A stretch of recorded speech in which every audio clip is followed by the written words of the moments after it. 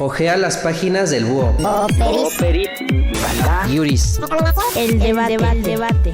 La conclusión. Una mirada al derecho. Operis. Aprilis. La introducción.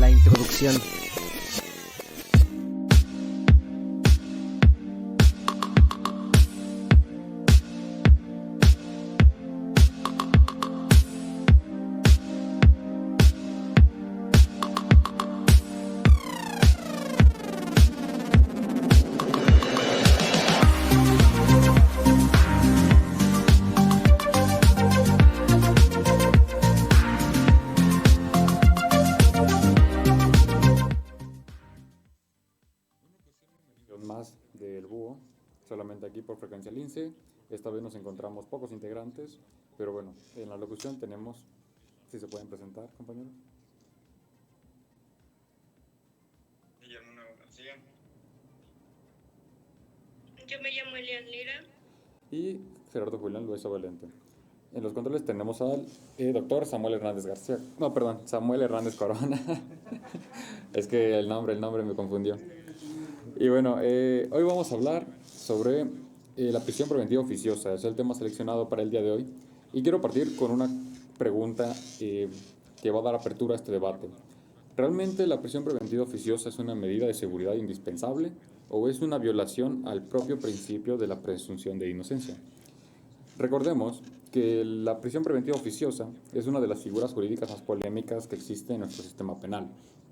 Desde aproximadamente 2008, con la reforma del artículo 19 constitucional, ciertos delitos ameritan cárcel automática mientras dura el proceso, sin que el juez analice siquiera si el imputado realmente puede figurarse o dañar a la víctima. Hoy, en 2026, hay 16 delitos que están en este catálogo: homicidio doloso, feminicidio, violación, secuestro, uso de armas exclusivas del ejército, delitos contra la salud, corrupción, etc. El argumento oficial pues es proteger a la sociedad. Y el argumento contrario, pues bueno, metemos a inocentes a la cárcel. Recordemos que la prisión preventiva oficiosa enfrenta dos valores constitucionales: la seguridad pública y el principio de presunción de inocencia. Su aplicación indiscriminada lo único que hace es generar más problemas en este sentido, que es con nuestra compañera, en un ámbito criminológico de los que resuelve. Pero su eliminación total también dejaría desprotegida a muchas víctimas de delitos graves. Entonces, realmente, ¿qué es y cómo funciona? Esto es así: básicamente el juez mete a la cárcel al imputado en automático, solo porque el delito está en la lista del artículo 19. No importa si tiene casa, trabajo o arraigo, a diferencia de alguna prisión preventiva de manera justificada. En la justificada, el Ministerio Público debe probar riesgo de fuga, peligro para las víctimas o para la investigación. Y en la oficiosa no, basta con la acusación para que lo puedan meter preso. Puede llegar a durar hasta 2 años sin sentencia. Y si no hay sentencia, bueno, en este caso sí debe liberarse o cambiar medida respecto al artículo 20 constitucional. Esto al final del día lo ordena el juez de control, pero no tiene opción. Si el delito es la lista, debe dictarla, no hay más. Y un dato también importante a considerar es que el INEGI reporta que 40.1% de las personas en cárceles mexicanas no tienen sentencia. De ellos, el 78% está por prisión preventiva oficiosa. Entonces, primeramente... aportando lo que tú dices, la Corte Interamericana de Derechos Humanos ha emitido sentencias históricas contra el Estado mexicano. Hay dos casos destacados en el cual lo sentenció al Estado mexicano, que sería el caso de Zompastle, de Pile, en 2022, y el caso de García Rodríguez en 2023, determinando que la prisión preventiva oficiosa viola la Convención Americana sobre Derechos Humanos. Esto derivado de que vulnera la libertad de la persona, vulnera la presunción de inocencia y garantías constitucionales. La Corte concluye, ¿no?, que la prisión preventiva oficiosa equivale a una pena anticipada sin que un juez evalúe su necesidad o proporcionalidad. ¿Qué queremos decir? Que al tener una prisión preventiva oficiosa, lo que va a hacer es que lo metan a una cárcel, esperando que haya un juicio en el cual ahí se vulnera la libertad de la persona y también se vulnera la presunción de inocencia, ¿no? Que es algo que actualmente, con los cambios que ha habido de unos años para acá con el derecho penal, es fundamental, ¿no? Ya que pasar de un sistema inquisitivo a un sistema en el cual existe presunción de inocencia y el cual se quiere aclarar la verdad de los hechos y no se quiere meter a la cárcel a la persona, pues viola los derechos humanos.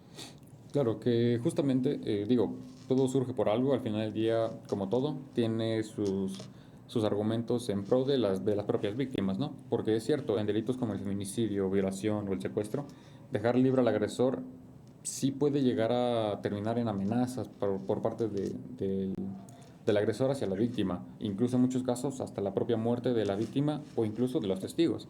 De alguna manera, en este sentido, sí, la prisión preventiva oficiosa garantiza que no se te acerque el acusado mientras investiga. Pero claro, al final del día esto es un problema porque hoy en día, por lo menos este último año y los últimos recientes, se ha visto un incremento en la cantidad de denuncias falsas a muchas personas. Y lo vamos a decir, realmente también, no por sonar como tratando de victimizarnos, pero como hombre, realmente basta con que camines por la calle y una mujer te puede chantajear o con que grite de que le estás generando un malestar, llamémosle, no sé, acoso y demás, directamente no te van a preguntar si lo estás haciendo o no, y de una vas a ir a parar a esta prisión preventiva. Y mientras te vas a aventar días, semanas, meses y en algunos casos hasta años en lo que se dicta sentencia. Y puede que al final se termine inocente. ¿Y qué pasa con la persona que realizó la acusación falsa? Realmente es ahí donde surge el principal problema, ¿no? Entonces, bueno, pero una pregunta que me gustaría hacerle a la compañera, ya que es criminóloga. Compañera, ¿tú qué opinas sobre la prisión preventiva oficiosa? ¿Es tan importante o tan relevante por lo que puede conocerse como peligrosidad de un individuo? Bueno, pues criminológicamente hablando, pues la prisión preventiva oficiosa tiene tanto argumentos a favor como fuertes críticas, por lo que su valor depende del enfoque que se le dé o desde el cual se le analice.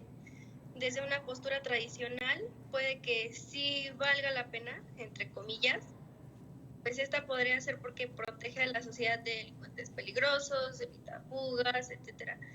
Pero pues desde las otras partes pues hay sobrepoblación en las cárceles, hay ambigüedad, o sea, ese tipo de cosas, ¿no?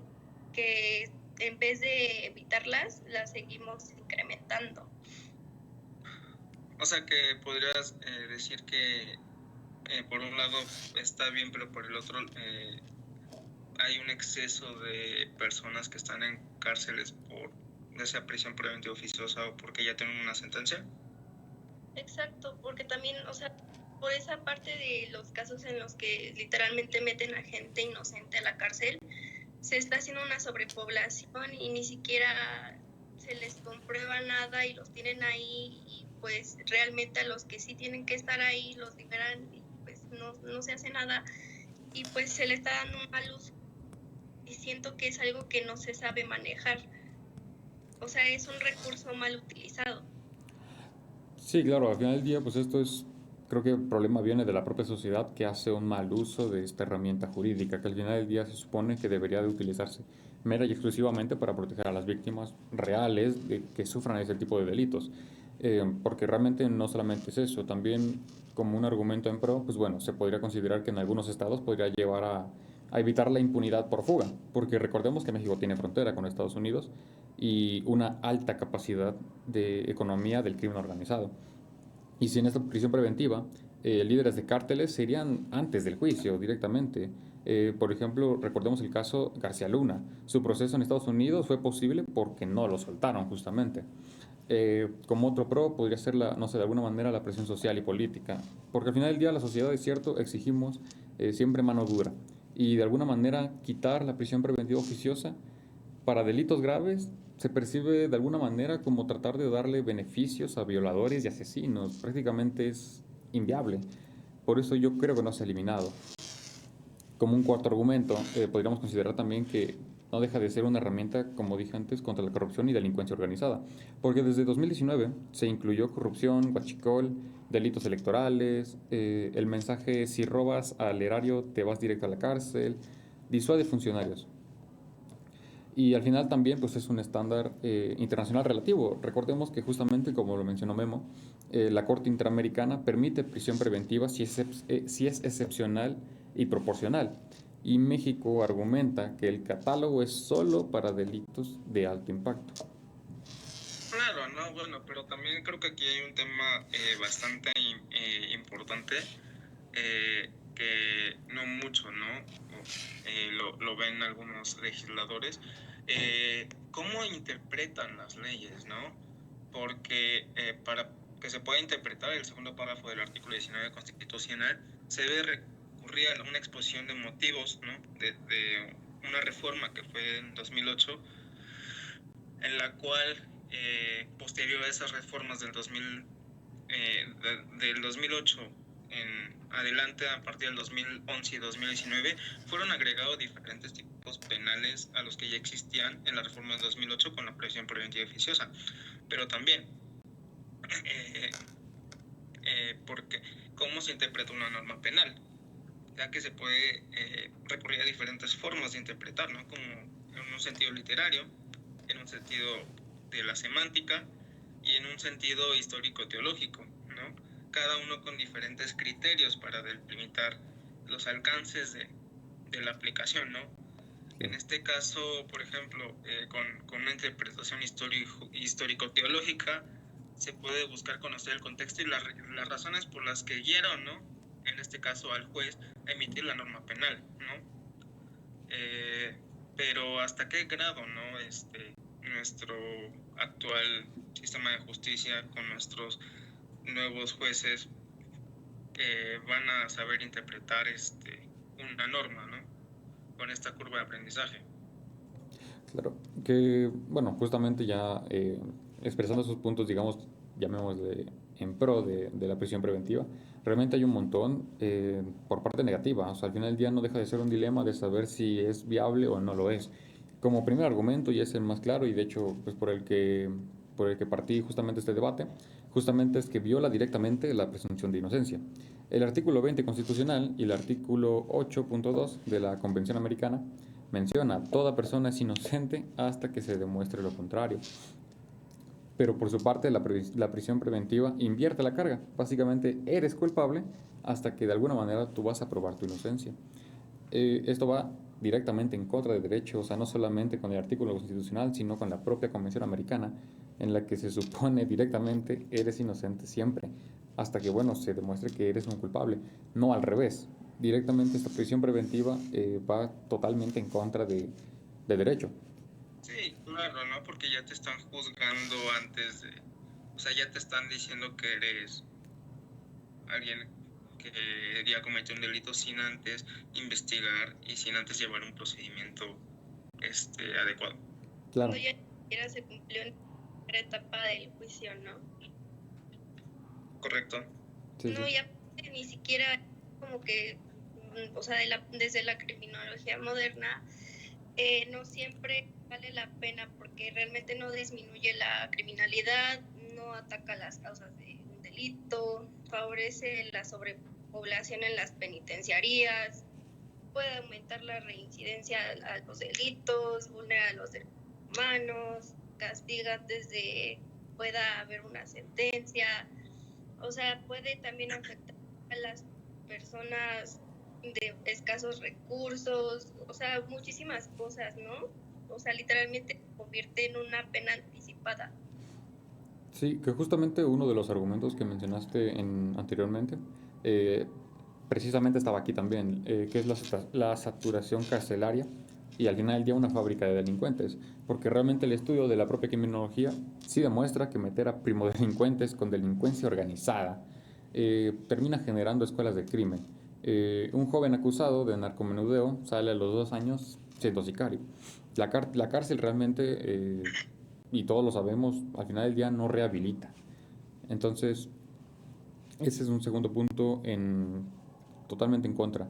Como tercero, y justamente, pues lo vemos todos los días, es la ineficacia. No baja indicencia.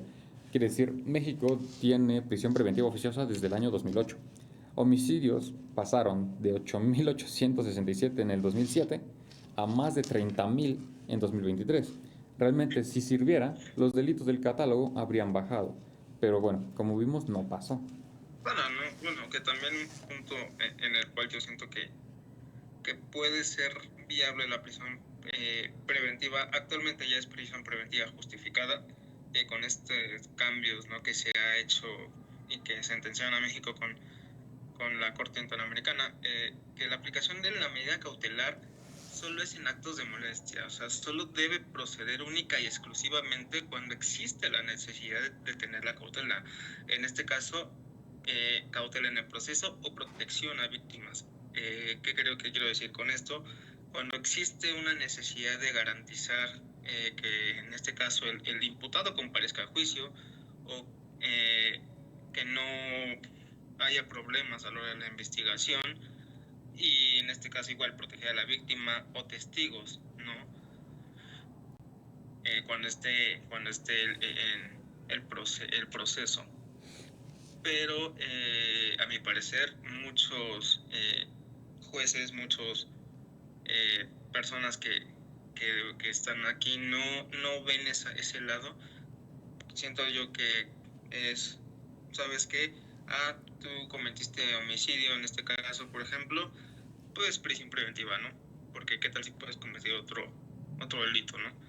Así. Entonces siento a mi manera de ver que hay algunos jueces o personas que se dedican a realizar estos procedimientos que no se ponen a ver realmente si puede ser peligrosa la persona, si sí puede ser que la víctima esté en peligro, ¿no?, con esta persona fuera de la prisión, ¿no? Claro, pero también sin intentar de defender a los propios jueces, también es cierto que al final del día no pueden hacer nada. Quiero decir, también se ha utilizado esta misma prisión preventiva como de alguna manera como un uso político y para fabricar culpables, porque se han usado realmente para encarcelar activistas, periodistas, opositores, con acusaciones de, no sé, delitos fiscales o corrupción. Y en ese caso, al ser oficiosa, el juez no puede evitarlo, directamente tiene que mandarlo a prisión preventiva porque está en el catálogo. Aunque suene absurdo el propio caso o la propia acusación, directamente no puede omitir esa parte. Entonces, no en defensa de los jueces, pero al final del día tampoco pueden hacer nada. O sea, no depende de ellos mandarlos o no a prisión preventiva, porque directamente, si está en el catálogo, por absurda que sea la acusación, por absurdo que sea el caso, tiene que ir a prisión preventiva oficiosa.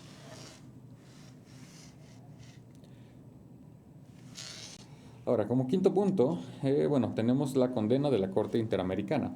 Justamente como mencioné, en el caso García Rodríguez contra México en el 2023, la Corte IDH ordenó eliminar la prisión preventiva oficiosa porque viola los derechos humanos. México desde entonces no ha cumplido y nos deja en totalmente desacato internacional, lo cual termina de ser también un problema, llamémosle grave, en el sentido de que, pues, ¿cómo quedamos nosotros como país, como nuestro sistema legislativo ante la propia Corte Interamericana? Y bueno, como sexto punto, también tenemos el tema del costo social y económico. Recordemos que al final del día, los presos, sean por prisión preventiva o sean por sentencia, al final del día le cuestan al Estado. Y en promedio, y eso como una cifra muy baja, realmente la cifra que yo conseguí no me parece la real, yo no considero que sea esa, pero bueno, es la única fuente que conseguí. que menciona que cada preso cuesta alrededor de 140,000 pesos al año, con más de 90,000 en prisión sin sentencia. Es decir, gastamos 12,600 millones de pesos al año en posibles delincuentes, en posibles inocentes, perdón. Dinero que se podría ir a... Recalcar, bueno, compañero, ahorita estoy como pasante del maestro Benjamín y yo había en una clase justo con los compañeros de criminología, estaba escuchando, ¿no? Que muchos de los, y no sé si los compañeros me puedan corregir, que muchos de los personas que vuelven a delinquir, ¿no? Pues vuelven a delinquir por una manera, digamos, en la cual en la cárcel te da comida, te da un lugar donde descansar. Entonces muchas veces estas situaciones, ¿no? Que las personas prefieren estar mejor delinquiendo y entrando a la cárcel por un tema de que pues están mejor en la cárcel que en el entorno donde están. Siento que es una de las formas en las que hacen que estas personas reincidan, ¿no? En delinquir. Bueno, en esa parte sí hay un punto, porque sí hay gente que sí lo hace por volver a entrar a la cárcel, pero también pues el motivo de reinserción puede ser también porque saliendo de la cárcel pues obviamente no tienes nada, no tienes nadie y pues no tienes manera, porque se supone que los programas sociales que te ofrecen son para que pues tú puedas reincidir a la sociedad, encontrar un trabajo, ¿no? Lo cual no funciona porque no le dan el seguimiento de ser, entonces tú no tienes nada, no tienes a nadie, entonces vuelves a pensar, oh bueno, pues entonces tendré que hacer lo que hacía antes, ¿no? Y lo vuelvo. Bueno, también, sí, claro, ¿no? También siento que lo vemos por un tema igual meramente social, en el cual si una persona que estuvo en una cárcel, ¿no? Ya sea por prisión preventiva o porque tuvo una sentencia y ya salió, esta misma parte de la reinserción la sociedad no la acepta, ¿no? Claramente está muy estipulado, ¿no? Sales de la cárcel y las personas ven, ah, no, mira, él estuvo en la cárcel, porque antes, no sé si todavía siga, que hay ciertos trabajos que te piden carta de no antecedentes penales. Entonces, cuando siento que esta carta o este preciso documento es lo que hace que las mismas personas que van a contratar una persona así digan, ¿sabes qué? No confiaría yo en una persona que ya estuvo presa, ¿no? Entonces, hay los mismos prejuicios de la sociedad, ¿no? Que no, en vez de la sociedad mexicana, en vez de decir, ah, ¿sabes qué? Sí vamos a apoyar para la reinserción, la misma gente lo evita, ¿no? Evita esta reinserción social.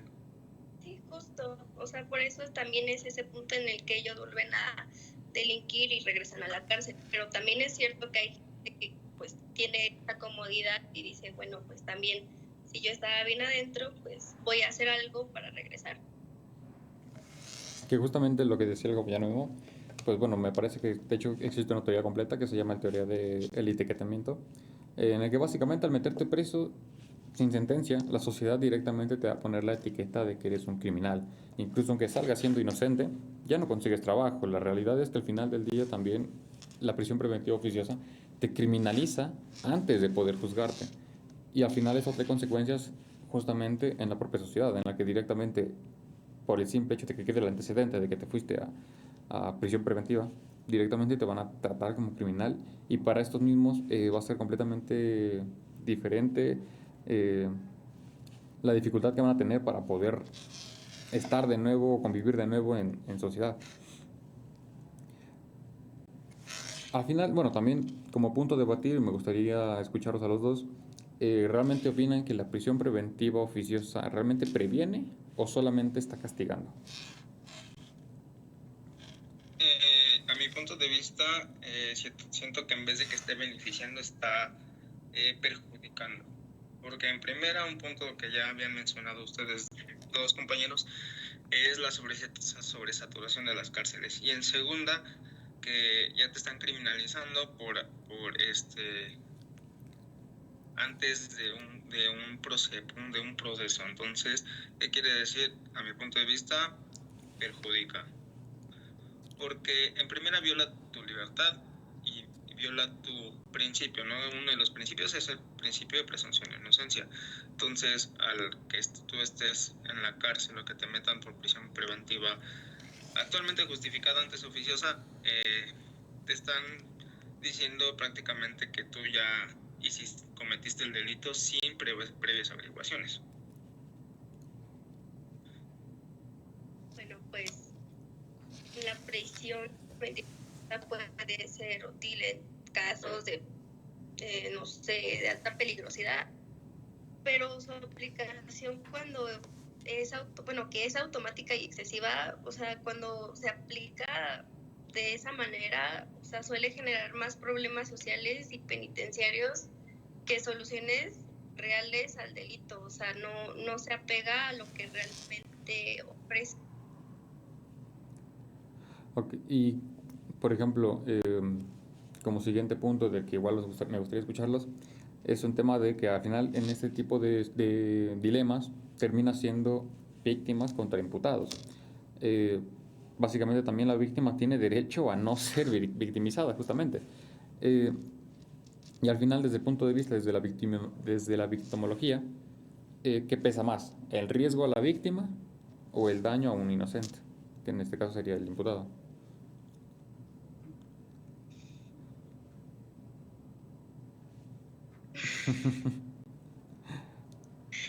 Qué fuerte. Pues, ay, no sé, está muy difícil. Pero pues obviamente priorizando más, o sea, ay, es que no quiero decir algo incorrecto. Primero el compañero Guillermo, por favor. Vemos, necesitamos opinión antes de... ¿Me puedes repetir la pregunta, por favor, compañero? Claro, que justamente este dilema trae la controversia de que al final son víctimas contra imputados, porque recordemos que la víctima pues también tiene el derecho a no ser victimizada. Y desde la victimología, ¿qué pesa más? ¿El riesgo a la víctima o el daño a un inocente? Que en este caso sería pues el imputado. En esa balanza, ¿por quién?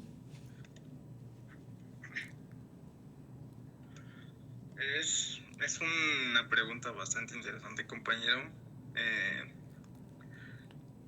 Claramente, si fuera mi opinión, tendrías que abogar por ambas, ¿no? Porque los dos, una es víctima de un delito, ¿no? Que está previsto en la ley y en el cual esta persona quiere que se haga justicia. Pero por el otro lado, tenemos a la persona, ¿no? Al imputado, que es meramente presunto inocente hasta que se demuestre lo contrario, pero en este caso me iría por la víctima, porque en algún punto de la ley también está que también se les debe proteger a las víctimas, ¿no? Y en este caso es más el tema de que la víctima tiene un poquito más de protección en ese ámbito, ¿no? Porque tiene derecho a no ser revictimizada, porque una serie de pautas, ¿no? Que nos marca la ley sobre cómo se debe tratar a la víctima, ¿no? Justamente yo también, bueno, si hubiera que poner en una balanza, claro, lo óptimo sería que ambos recibieran su parte, pues, tanto justa como equitativa, pero claro, si hubiese que velar o tener un poco más de prioridad por parte de uno, creo que también sería en el caso de la víctima. Porque tristemente en nuestro país sí se presenta mucho que si llegas a dejar, o sea, no llevas a cabo esta prisión preventiva con alguien que en efecto es culpable, sí existe un riesgo gigantesco de que directamente sufra daño a la propia víctima del imputado, que sufra amenazas, chantajes. Al final del día yo sí creo que si hubiese que velar por alguno de los dos de alguna manera un poco desequilibrada, pero en pro de la sociedad, pues sería en el caso de la víctima. Creo que si bien es cierto que se presentan infinidad de casos en las que el imputado es totalmente inocente, probablemente y esto no necesitaríamos verlo con un actuario, pero yo creo que por lógica me hace pensar que existe un mayor porcentaje en el que en efecto los imputados realmente son culpables. Entonces, sí, en ese caso Claro, yo también... bueno, que en ese aspecto, o sea, en ese aspecto que tú comentas, compañero, en primera tenemos algo que es principio pro persona, que una ley se va a adecuar más para defender a una persona y no solo en un ámbito civil, ¿no? También lo podemos traslapar, ¿no? Al derecho penal, que una ley, ¿no? ¿Cuál puede pesar más, ¿no? Si la ley de protección a víctimas o lo que dice la mera Constitución, ¿no? Habrá casos en los cuales por imposición se va a imponer la ley de protección a víctimas, ¿no? Cuando haya casos bastante graves, ¿no? Pero por otro lado, muchas veces, ¿no? De cuando una persona imputada, ¿no? Sale libre o que no se llega a la vinculación a proceso, es una de dos, porque hay algún fallo ahí, ¿no? En la vinculación a proceso, que tal vez la detención no se hace de acuerdo a la ley o a diferentes ámbitos, ¿no? Pero que igual, ¿no? En supuestos, hay veces que las víctimas dicen, pero ¿por qué lo dejan libre, no? Claro, puede haber una deficiencia, ¿no? En la vinculación a proceso, puede haber que se le violaron derechos humanos al momento de la detención o cosas así que son pautas, ¿no? Para que el imputado no pueda defenderse y pueda abrir este debate para decir, ¿sabes qué? A mí me detuvieron ilegalmente, ¿no? O así. Sí, que justamente, bueno, lo voy a tocar en uno de los puntos más adelante. Pero bueno, el siguiente punto que quisiera tratar con ustedes, bueno, yo lo encontré como el caso Tzopaxtle. No tengo ni idea qué sea, la verdad. Pero bueno, básicamente esto viene de que la Suprema Corte de Justicia Nacional dijo que la prisión preventiva oficiosa es constitucional, mientras que la Corte Internacional de Derechos Humanos dice que no. Entonces, realmente, ¿a quién obedecemos? Digo, ¿el sistema está hecho para encerrar pobres? Es una pregunta que justamente plantea en este sentido. ¿Por qué? Porque el 80% de los presos sin sentencia no tuvo en ningún momento un abogado privado.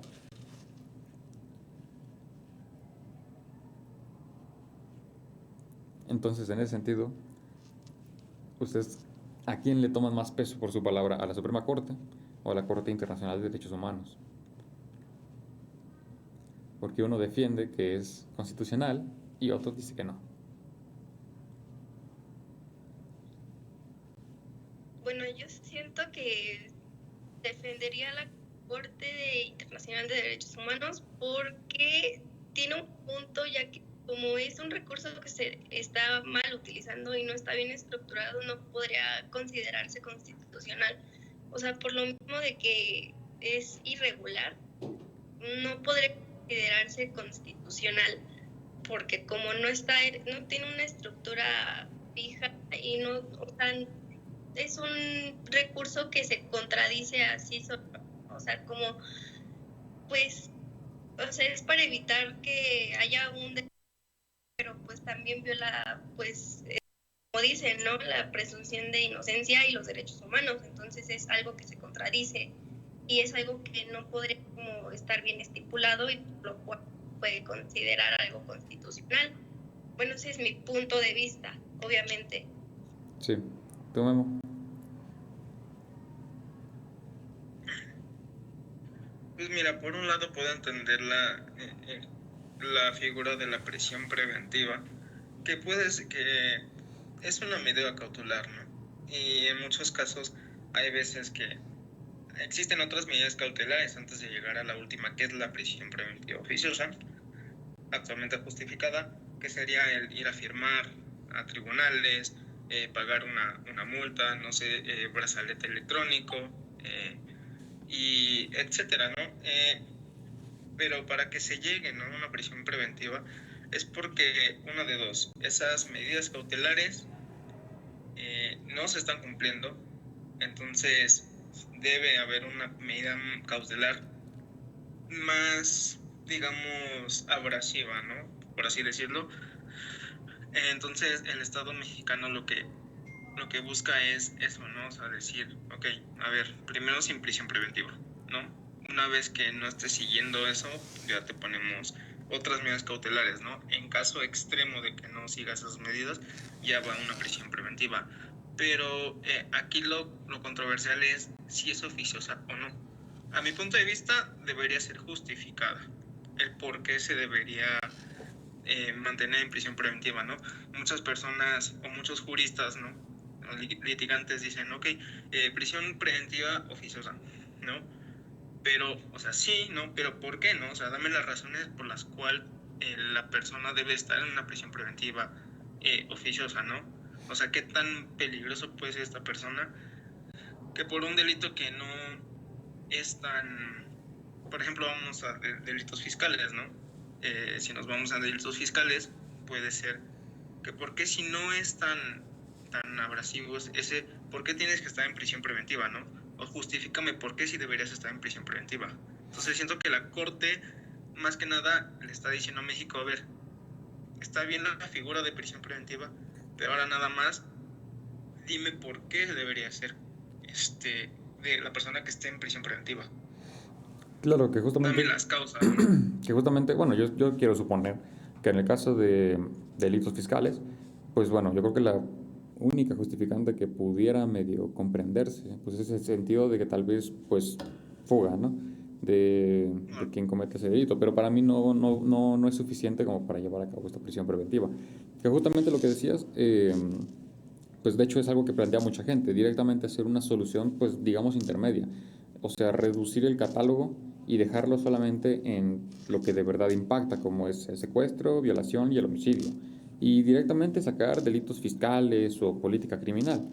Porque al final del día lo único que refleja es esa parte radical, es decir, ¿castigas más duro o investigas más? No hay más, ¿no? Bueno, ¿no? Que siento que actualmente, ¿no? A mi punto de vista, no sé cómo lo ve la compañera, siento que seguimos en ese sistema un poco inquisitivo, ¿no? En el cual, sí, actualmente dicen que es aclarar los hechos y también, ¿no? En parte que hay una reparación de daño, ¿no? Muchas veces se va esta reparación del daño por el querer de, ¿sabes qué? Hay que ponerle mano dura, ¿sabes qué? Mete los 7 años en prisión, ¿no? Pero muchas veces se olvida esta no reparación de daño a la víctima y también esta parte de que pues esclarecer los hechos, ¿no? Realmente lo que realmente pasa, ¿no? Que bueno, aparte de la solución de propuesta de justamente reducir el catálogo y eliminar, pues justamente, no sé, la corrupción, delitos fiscales o electorales, que no meriten pues una cárcel automática, también está reducir por completo, y eso sí, el plazo perentorio a 6 meses, porque hoy en día se pueden tardar hasta 2 años, que a mi parecer es en exceso. Entonces esto plantea que básicamente si el MP no acusa en 6 meses, pues directamente libertad inmediata. Porque que hoy en día puedan tardarse hasta 2 años es más excesivo. Por alguien que puede ser un completo inocente y que, bueno, justamente... Bueno, ¿no? Que muchas veces, ¿no? En estas averiguaciones, ¿no? Las averiguaciones en la investigación inicial te dan un lapso, ¿no? La persona, el MP puede expandirlo más, ¿no? Creo que hasta 8 meses, si no me equivoco, compañero. Bueno, a mí me marcaba 2 años, que se puede extender hasta 2 años el proceso. Bueno, tengo yo entendido que son pues hasta 8 meses, me parece, pero muchas veces se exceden, ¿no? Claro. Pero a ver, queremos escuchar a la compañera Joana Jacqueline, que no ha participado. Cierto, ni la cámara ha prendido la compañera. Sí, no, estoy poniendo un poquito más de atención nada más porque ando medio enferma. Sí, no te preocupes. Pero bueno, justamente también, retomando también un problema que mencionamos a lo largo también, justamente era el tema de que el juez actualmente no tiene manera alguna de, pues de alguna manera prevenir este tipo de circunstancias en las que se meta a la persona directamente a prisión sin más, por el simple hecho de que el delito por el que se le acusa, pues se encuadra en este catálogo. Justamente, bueno, creo que una de las soluciones que se deberían de proponer es darle esa facultad de excepción al propio juez. Es decir, aunque el delito esté en la lista, si es que el juez llega a ver que hay un arraigo total o directamente no hay riesgo, pues que pueda negar la prisión preventiva oficiosa o la pueda negar. y meramente dejarlo en, obviamente justificada, claro, pero que también trae otro problema, y es que, a ver, hoy en día, probablemente esto hace 1 año y medio, 2 años, hubiese sido lo más óptimo. Hoy en día también es cierto que con la incompetencia que tenemos de los jueces hoy en día, dado que pues básicamente son por votos y no por meritocracia, pues termina siendo mucho más difícil confiar pues esa responsabilidad de que el juez pueda elegir en qué caso hacer la excepción. Porque, digo, se puede equivocar un juez muy preparado, ahora uno incompetente directamente puede poner en un riesgo horrible a una víctima. La verdad, a mí es algo que la verdad no me causa mucha gracia, me causa a mí preocupación, ¿no? En primera porque, como tú bien lo dices, muchas personas no saben, ¿no?, qué es lo que hace un juez de vinculación a proceso, un juez de proceso, un juez de sentencia, ¿no? Y ahora tú, al tú elegirlos, no sabes ni a quién eliges, ni sabes qué preparación tiene. Es más, una persona no te puede decir antes de una elección, ¿sabes qué? Si vota por mí, soy juez, ¿no? Tal. Puedes mentir, ¿no? Decir, tengo 7 años de experiencia, ¿no? Y puede ser que ni tengas la cédula, ¿no?, de juez, ¿no? Esa es una. Otra, que han habido varios casos en TikTok de jueces del bienestar, ¿no?, los que así les llaman, en los cuales en primera, no sé si los ha visto, compañera o compañeros, en los cuales el mismo juez a veces imputa a la misma víctima, ¿no? Entonces, o sea, casos muy así, ¿no? O por ejemplo eso de que estás contradiciendo al juez, ¿no?, y ya te está cobrando una multa de casi 1,000,000 de pesos, ¿no? Entonces, muchos de este tipo que ven a los jueces, ¿no?, dicen, oye, pues de qué estamos jugando, ¿no? Porque en materia penal la vida de una persona está en riesgo de si es inocente o va a pasar toda su vida en la cárcel, ¿no? En este ejemplo, ¿no?, por ejemplo, del juez que vincula a la víctima, hasta el mismo abogado defensor le dice, ¿sabe qué? Tiene que imputar al mío, o sea, tiene que imputar a mi cliente, ¿no? Claro. Entonces siento que esta curva de aprendizaje y esto, ¿no?, está haciendo aún más lento el procedimiento y el proceso, y está haciendo que algunos fallos, como por ejemplo esto de la prisión preventiva, se puedan ver reflejados, ¿no? Claro. A ver, compañera, ¿qué opinas, no? Bueno, pues, o sea, opino que onda con ese tipo de jueces, ¿no? Porque al final de cuentas se supone que están para dar una solución, o sea, no pueden no priorizar esa parte de las víctimas. O sea, ¿cómo van a imputar a una víctima? O sea, se me hace como muy ilógico. Y por esa parte, pues, por eso digo, o sea, sí pienso que es un recurso mal utilizado, porque ni siquiera se está velando tanto como por los derechos de alguien que puede ser probablemente inocente, como los de esa víctima. O sea, se cuida mucho esa parte. ¿Cuántos casos no han habido de gente que, pues obviamente siendo víctimas, no han recibido amenazas o incluso hasta intentos de homicidio por esa parte de descuido, ¿no? O sea, porque el recurso se utiliza mal. Claro. Pero bueno, antes de pasar al siguiente punto, vamos a tomar un break para poner la canción del día. Entonces, regresamos en unos minutos.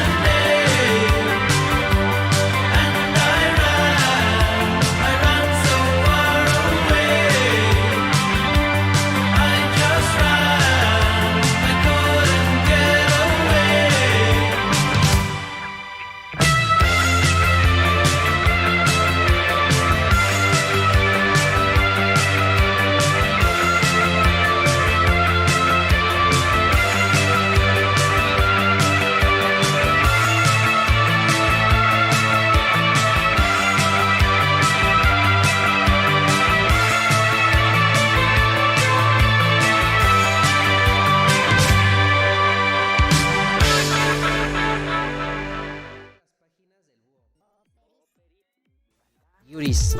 El debate. La conclusión. Una mirada al derecho. Derecho. Operis Aprilis. La introducción.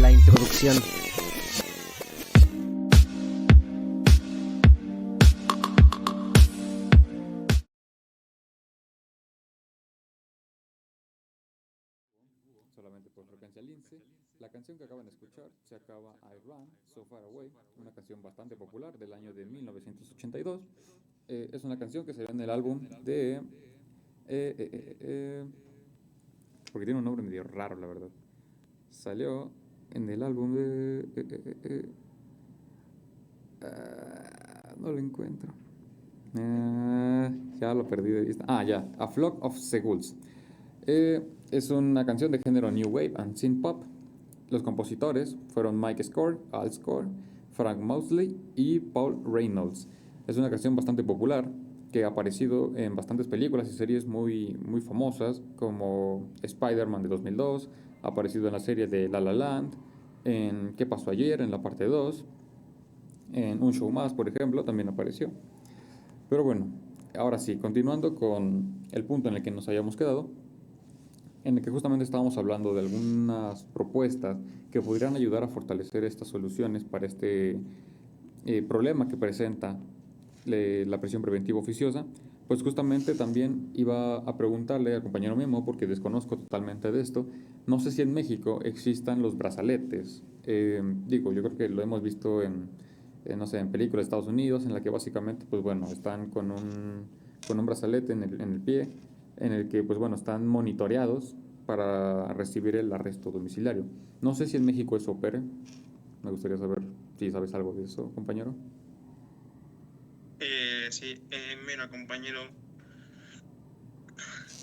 Son dispositivos de geolocalización que se utilizan para sustituir a la prisión preventiva. Que se utilizan estos en prisión domiciliaria ordenada por el juez de control, y dice aquí, ¿no?, que la Ley Nacional de Ejecución Penal se establece que el gobierno debe absorber el costo de los equipos, y que en este caso, en la práctica, o al menos aquí en México, las personas que tienen estos, sus familiares tienen que pagar por el uso, por la renta. Okay. Los costos de renta mensual aquí oscilan entre 15,000 y hasta más de 90,000 pesos, dependiendo del tiempo que lo requieras. Okay. Entonces, como tal, el Estado mexicano no se los da a los presos, se los renta, y por lo que veo es una renta bastante cara. Tiene algo de sentido que se cobre una renta cara, pero pues bueno, si al final del día la intención de justamente estos brazaletes pues termina siendo evitar que la cárcel sea pues la primera opción, ¿no? O sea, dejarla al final, de que la cárcel sea la última, pues bueno, entonces, ¿por qué el precio? Porque al final del día, yo creo que lo ideal en todo caso sería, si la persona se determina inocente, pues que el Estado absorba el gasto de esa renta. Y bueno, en el caso de que sí se pueda considerar culpable, pues bueno, creo que ahí sí ya sería un poco más prudente operar con el costo de la renta. Pero bueno, también considero que esta medida pues también podría ayudar bastante a evitar esta prisión preventiva, ¿no? Al final del día sí lo vas a tener en algún concepto de que pudiera ser culpable, pero de igual manera no lo metes a prisión, no violas el principio, y también apoyas un poco a la víctima a que no pueda ser revictimizada, justamente manteniendo al posible culpable, pues bueno, en su domicilio o cuando menos en el país. Pero que una pregunta para mí, bueno, y que le haría a los compañeros que son criminólogos, creo que ustedes no se encargan de realizar, ¿no?, el índice de peligrosidad de las personas, ¿no? Ajá, justamente basándonos en el perfil criminológico de esa persona, en cuanto a investigar su pasado, si tiene alguna afección neurológica, pues existen dos razones principales por las cuales las personas están en la cárcel, que es la psicopatía y la sociopatía. La diferencia de estas es que la psicopatía es neurológica, biológica, y la sociopatía es causada a base de eventos sociales, o sea, traumas. Y pues bueno, se crea un perfil a base de esa información y se hace pues el... Ahora, por ejemplo, bueno, yo tengo un caso hipotético, ¿no? Sabemos, ¿no? Que muchas veces, como tú lo habías comentado, compañero Loesa, Ujú. una persona que hace un homicidio, una persona que hace un delito menor, sale de la cárcel, no con una reinserción social, sino siendo que puede ser sicario, puede ser otra cosa, ¿no? Y que ya se meta a temas más delicados, ¿no? Pero en este caso, ¿no? Yo había escuchado o había visto muchos documentales y entrevistas sobre el sicario de Pablo Escobar. Dicen, le hicieron bastantes estudios psicológicos, y esta persona no se le detectó nunca, ¿no? Que había psicopatía o algún tipo de sociopatía que padeciera. A los criminales le pregunto, y también a ti, ¿no, compañero Loisa? En el caso de que fueran sicarios, ¿ustedes estarían de acuerdo en que los metieran a prisión preventiva oficiosa sabiendo que algunos de estos no tienen ningún tipo de psicopatía? Yo considero que sí, Bueno. digo... Bueno, adelante. No, sí, o sea, sí, porque no todo depende de tanto la salud mental, sino también de las acciones y de los delitos que hayan cometido. O sea, no se van a basar tanto en el perfil criminológico, porque pues obviamente hay más materias con las que se trabajan de la mano y pues se van a fijar en los demás detalles y en lo más importante. Entonces, yo considero que aunque esa persona no tenga psicopatía o sociopatía, que no tenga trastorno de la personalidad, que podría llegar a ser que sí o que no, yo considero que sí se les puede llegar a aplicar. Justamente, yo también considero que sí.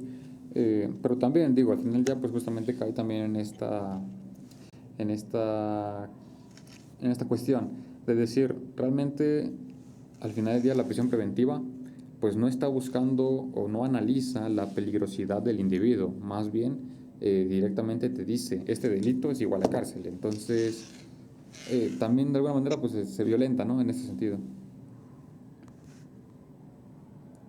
Ahora, como pregunta, por ejemplo, del punto anterior que mencionamos, consideran que, bueno, dado que México desobedeció completamente a la Corte Internacional de Derechos Humanos sobre la prisión preventiva oficiosa, ¿se podría considerar realmente que somos un Estado criminal desde la criminología crítica? Pues es que últimamente con todo lo que ha pasado se puede considerar un narcoestado, pero realmente ¿desde qué punto de vista? O sea, realmente también que hemos contribuido como sociedad, ¿no? O sea, también nosotros como que hemos hecho para cambiar ese concepto. Bien. Memo, ¿tú qué opinas? Siento que es un país bastante violento, México. Estoy aquí viendo México, en qué lugar está de los países más violentos del mundo.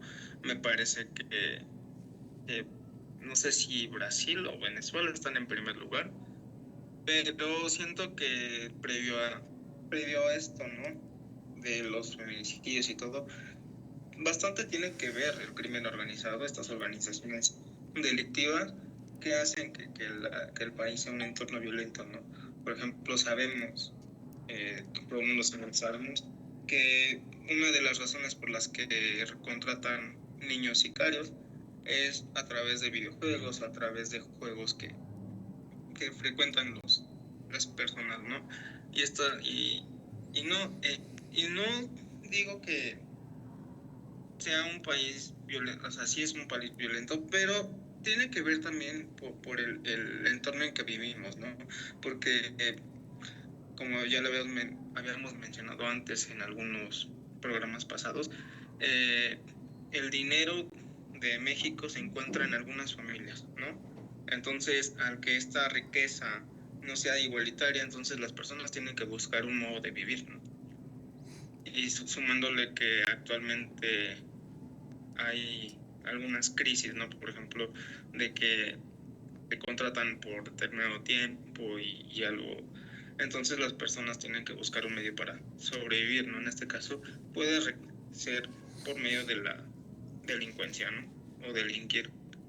Claro, pero esto también, digo, está presente en la prisión preventiva. Digo, al final del día también existe lo que Donald Klemmer llamaba la prisionización, que básicamente decía que la cárcel te enseñaba a ser un delincuente, que si tú metías a un chavo por narcomenudeo con sicarios, no sé, 2 años, ¿qué crees que aprende?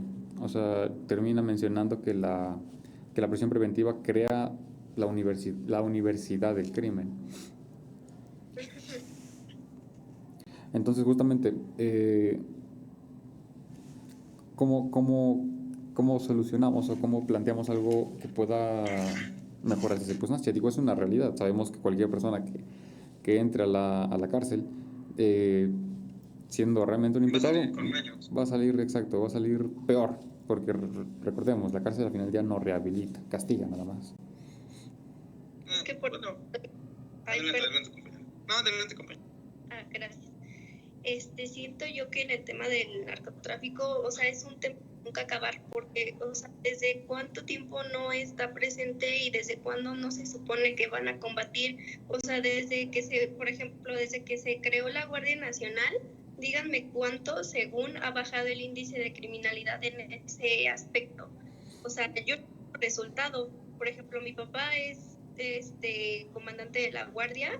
Y a mí me dice que está súper pesado y que literalmente todos los días le toca ver cuerpos, todos los días le toca tener que disparar a una persona y así, porque literalmente se van a tiros y porque literalmente ya hay una bomba y literalmente ese entorno en el que no se va a acabar porque no se busca una solución. O sea, la gente hace oídos sordos y también se siguen fomentando esa clase de vida en la que pues idealizan todo, ¿no? O sea, si tú te vienes a trabajar conmigo, vas a estar mejor por esa misma razón de necesidad, de que pues si tú necesitas, pues vente conmigo y te vienes a trabajar acá y vas a ganar mucho y que no sé qué, obviamente pues estando consciente de todos los riesgos, pero pues eso solamente aumenta que ese tipo de grupos crezcan y que la criminal no baje, nunca se acabe. Por eso de nunca acabar y que en realidad nunca se ha buscado una solución. O sea, la guardia no ha sido una solución porque no se ha bajado la tasa de criminalidad. Claro, buen punto. Concuerdo con algunos puntos tuyos, compañera. No, lo hemos visto, ¿no? Bastante a lo largo de la historia de México, ¿no? Desde los años 90, ¿no? Donde empezaban los grupos criminales, ¿no? Que si tú capturas y lo hemos vivido, ¿no? Actualmente también, ¿no? Que si tú capturas a un capo de la mafia, esto no va a prevenir el problema, sino lo va a agravar, ¿no? Porque, por ejemplo, en el caso de los años 90, cuando atrapaban este tipo de capos, se reorganizaban, se hacían células más pequeñas y de esas células algunas más agresivas y ya era otro cártel, ¿no? Entonces, también lo podemos ver, ¿no? Actualmente con lo que pasó con esta persona del Mencho, ¿no? Que se va a reagrupar a estas personas y realmente lo que van a querer es buscar y matar a las personas que acabaron con la vida de él, ¿no? Entonces se va a propiciar más violencia, ¿no? Entonces, si nos vamos a que de algún modo pensamos que acabar la violencia sería con más violencia, la verdad estamos muy equivocados, ¿no?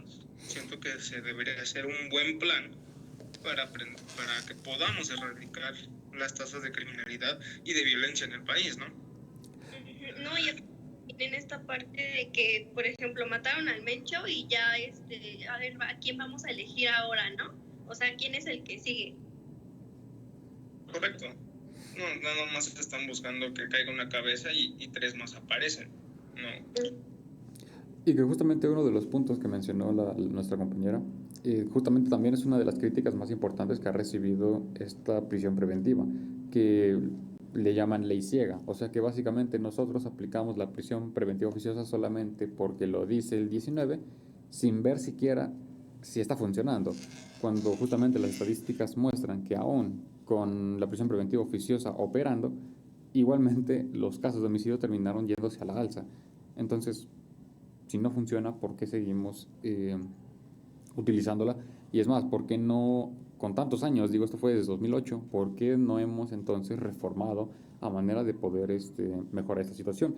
Porque al final del día, recordemos, el abogado va a encerrar al hombre y la criminología va a estudiar por qué ese hombre está ahí. Y la prisión preventiva oficiosa lo único que va a generar es que se va a parar en medio y no va a dejar hacer bien el trabajo de ninguno de los dos. Ni como abogado, ni como que si nos criminólogo. vamos a estadística, compañero, ya te saqué los datos. Índice de reincidencia delictiva se estima entre un 23% y un 25% de que han reincidido. Esto es en total unas 256,000 personas privadas de la libertad. Y también tenemos que, por ejemplo, población sin sentencia, tenemos un 36.3% de todas las personas en prisión que están bajo un proceso legal y que no se les ha resuelto. Sí, que... Entonces, los datos lo dicen, tenemos un índice de reincidencia en los últimos años bastante, y siento que va a ir al alza, ¿no? Pero también tenemos una población que no tiene sentencia en las prisiones bastante altas, ¿no? Entonces, siento que estas personas que están en una averiguación, en un proceso legal sin sentencia todavía, siento que aquí en las cárceles pues pueden tener más mañas y adquirir más mañas, ¿no? Que también entendamos la cárcel como un negocio, ¿no? En el cual, por ejemplo, ¿cuántas veces hemos tenido, ¿no? Llamadas, ¿no? De que te hablan de algún lugar, de tenemos detenido a tu hijo y le vamos a cortar la cabeza, no sé qué, ¿no? Que son, por ejemplo, estas extorsiones, ¿no? Que tienes que pagar a las personas, ¿no? A los reos de mayor nivel para que te cuiden o cosas así, ¿no? Que justamente... Entonces, si lo vemos de un punto de ahí, también es un negocio y es una cosa de nunca acabar. Claro, que aquí justamente Foucault decía que la prisión fabrica delincuentes para justificar su propia existencia, que creo que es bastante acertado. Y bueno, básicamente viene de la premisa de decir, si la cárcel entonces es la escuela del crimen, la prisión preventiva oficiosa es como el proceso de admisión directamente. Al final del día también la gente o el perfil criminológico del preso en prisión preventiva oficiosa, curiosamente, el 70% tiene menos de 29 años, el 65% no terminó la prepa, el 82% ganaba menos de 7,000 pesos al mes. Y bueno, al final del día, un punto que muchos criminólogos llegan a afrontar es justamente que ya no estás encerrando conductas, sino que estás encerrando, pareciera, perfiles sociales.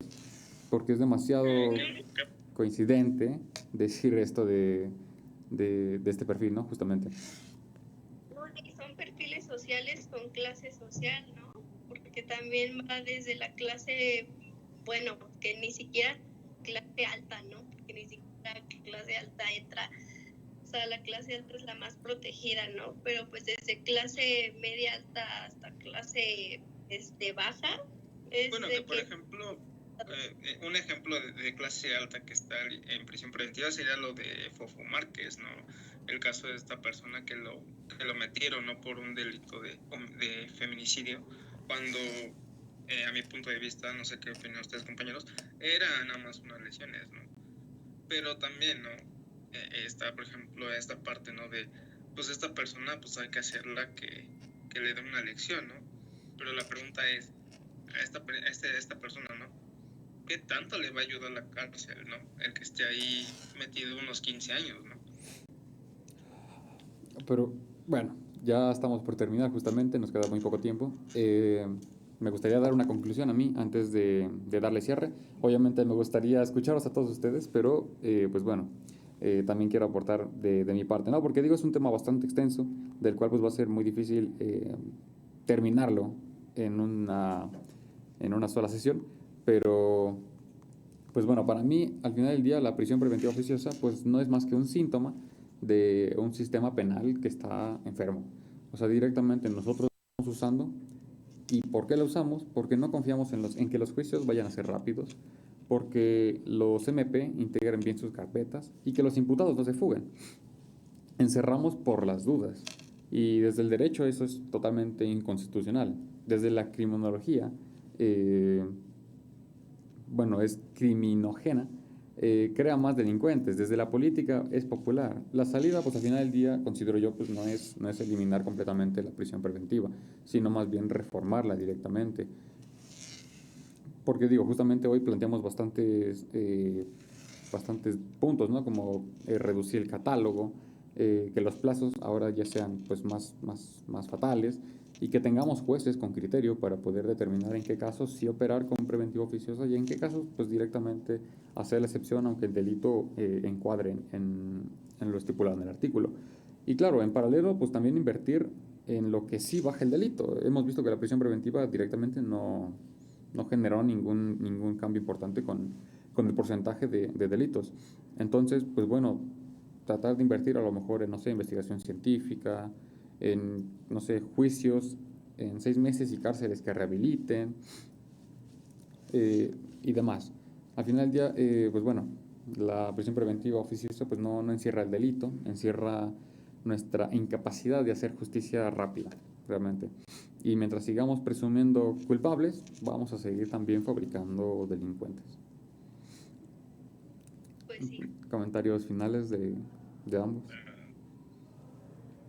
No, pues sí, literalmente concuerdo en esa parte de que la prisión preventiva sí es un pase directo hacia una escuela de criminales. O sea, sí aumenta mucho esa parte.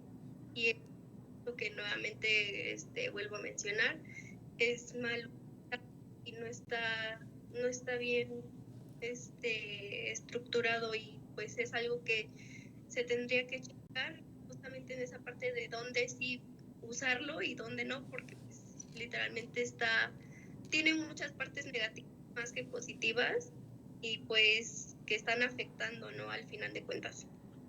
Claro. Mis comentarios finales serían que pues todo esto viene, ¿no? Desde una base del Estado, ¿no? En donde el Estado ahorita ya no está haciendo que las personas se puedan meter un poquito esto de la democracia en todo. Entonces, a partir de aquí estamos mal, ¿no? Porque si las personas no saben para qué funciona o cómo funciona un sistema jurídico, entonces, pues, ¿qué nos puede esperar una realidad, no? Entonces, es más que nada, empieza desde la raíz, ¿no? Y desde qué tan en serio se toman los legisladores su trabajo, ¿no? Porque pueden hacer 20,000 reformas con cambios en cárceles y todo, pero si no funciona, pues ¿de qué les va a servir, no? Entonces, desde que quienes metemos al poder, pues ya estamos mal, ¿no?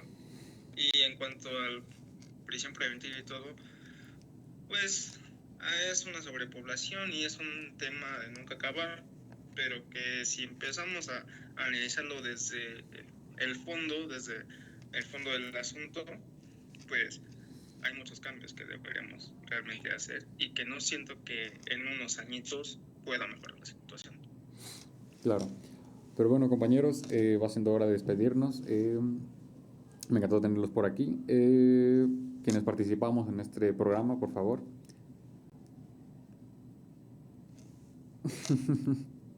Fuimos... Mi nombre es Elian Lira. Guillermo Navaja García, egresado de la carrera de Derecho. Claro, también no hay que olvidar al profesor Flores Benjamín Rodríguez, que al final del día es el precursor de todo este programa. Le mandamos un saludo, aunque no pudo estar. También participó la compañera Joana Jacqueline. Claro, nuestra compañera Joana Jacqueline. Aquí también tuvieron a su servidor, a Gerardo Julián Loaiza Valente, todos nosotros en la locución y bueno, el doctor Samuel Hernández Corona en los controles. Fue un gusto tenerlos por aquí y espero poderlos ver en el próximo programa. Entonces nos vemos la siguiente semana.